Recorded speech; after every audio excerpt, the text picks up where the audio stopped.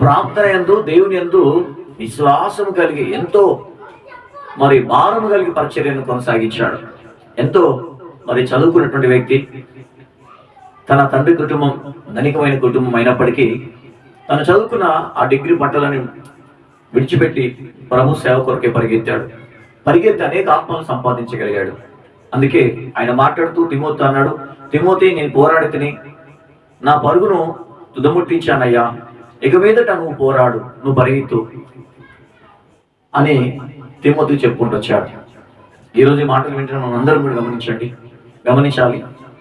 నువ్వు ఒక సేవకునివే కానీ సేవకురాలువే కానీ లేదంటే ఆ సేవకుల కింద అసిస్టెంట్గా ఒకవేళ మీరు సేవ చేస్తున్నట్లయితే పరిశుద్ధాత్మ మీతో మాట్లాడుతున్నది మాట, సేవలో ముందుకు పరిగెత్తండి. సమయం మనకి లేదు, సేవలో ముందుకు పరిగెత్తాలి మనం అందరం కూడా. ఎందుకంటే దేవుని రాకడకు సూచనలన్నీ నెరవేర్చబడ్డాయి. ఇక మిగిలింది ఆయన రాకడ మాత్రమే. కనుక ఎప్పుడు యేసుక్రీస్తు ప్రభువారు వస్తారో తెలియదు కదా. మనం చూస్తే మరి దేవుని బిడ్డలే ఈ మధ్య కాలంలో భయంకరంగా మరి బైబిల్ గురించే, నీకు సత్యం తెలియదు, నీకు జ్ఞానం లేదు, నీకు బైబిల్ గురించి తెలియదు అని దేవుని పిల్లల్ని వక్రీకరించినట్టు మాట్లాడడం.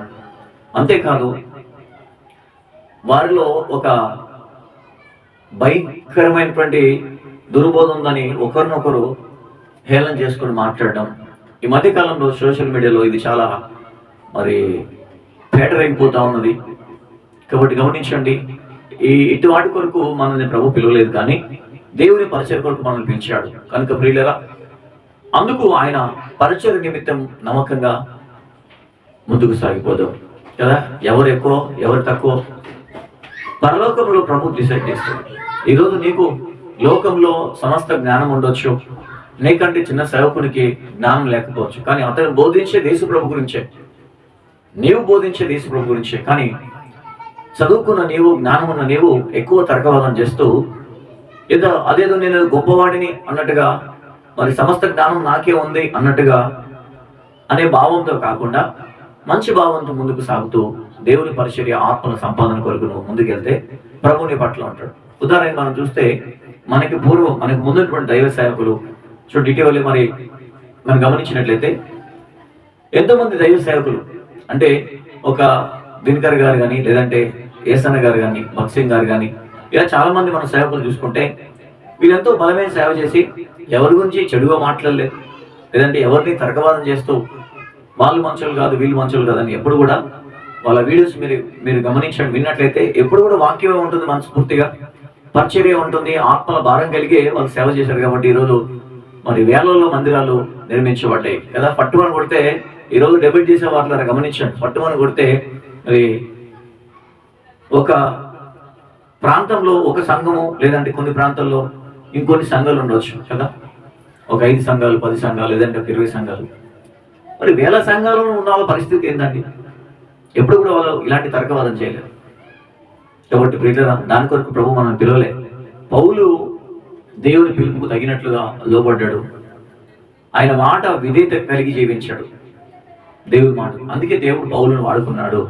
ఈరోజు క్రైస్తవ సమాజంలో మరి చాలా భయంకరమైనటువంటి పరిస్థితులు ఎదురవుతా ఉన్నాయి.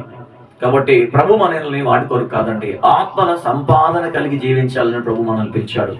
కాబట్టి ఒకసారి ఈ సంవత్సరం అంతా కూడా పరిచయం చేస్తాం, ఎన్ని ఆత్మలు రక్షించామనేటువంటి ఒక దృఢమైన సంకల్పంతో మనం ముందుకు సాగినప్పుడు దేవుడు మనల్ని ఇంకా అనేక ఆత్మలు మన చేతికి ఆయన అప్పచెప్తాడు. అందుకే బైబిల్లో మాట ఉంది, నా పేరు పెట్టబడిన నా జనులైతే తమ్ముడు తాము తగ్గించుకొని, చూడండి అక్కడ రాయబడి ఉంది, దేవుని మాట ప్రకారం తగ్గించుకొని దేవుని సిలువ సువార్తను ఎవరైతే ప్రకటిస్తారో వారిని దేవుడు ఖచ్చితంగా వాడుకుంటాడు. కనుక ఆయన మాటకు లోబడి విధేయత కలిగి జీవించే వారిగా మనం ఉన్నాం. పిల్లరా, ఈ మాటలు వింటున్న మీ అందరికీ కూడా దేవుడు మిమ్మల్ని నిండుగా దీవించాలని ఆశపడతా ఉన్నా.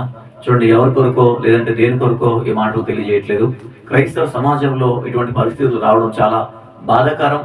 ఎందుకంటే ప్రపంచంలో అనేక ప్రజలు సత్యం తెలుసుకొని యేసు ప్రభు దగ్గరికి వచ్చి మారు మనసు పొంది మరి హృదయంలో మార్పు చెంది ఉంటున్నారు. కాబట్టి అలాంటి నూతనంగా రక్షణ పొందిన వారు మరి దేవుని మాటలు విన్నప్పుడు వాళ్ళలో ఇంకా ఆసక్తి కలగాలి. అలా కలిగి ముందుకు సాగాలి తప్ప ఈ తర్కవాదాలు ఇలాంటివన్నీ చూసినప్పుడు కొత్త వాళ్ళకి ఏమనిపిస్తుందంటే, ఎందుకురా నాయన ఇటువంటి పరిస్థితి నాకు వద్దు, ఒకప్పుడే బాగుండే కాబట్టి ఇటువంటి పరిస్థితి నాకు వద్దని చాలా మంది కూడా ప్రభుని నమ్ముకొని కూడా వెనకబడిపోయి మరలా యథావిధిగా పాత పరిస్థితుల్లోకి వెళ్ళిపోతా ఉన్నారు.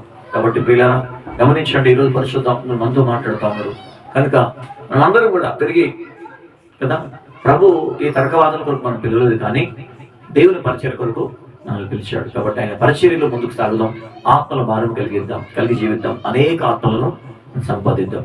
దేవుడు ఈ మాటలు దీవించిన కాక.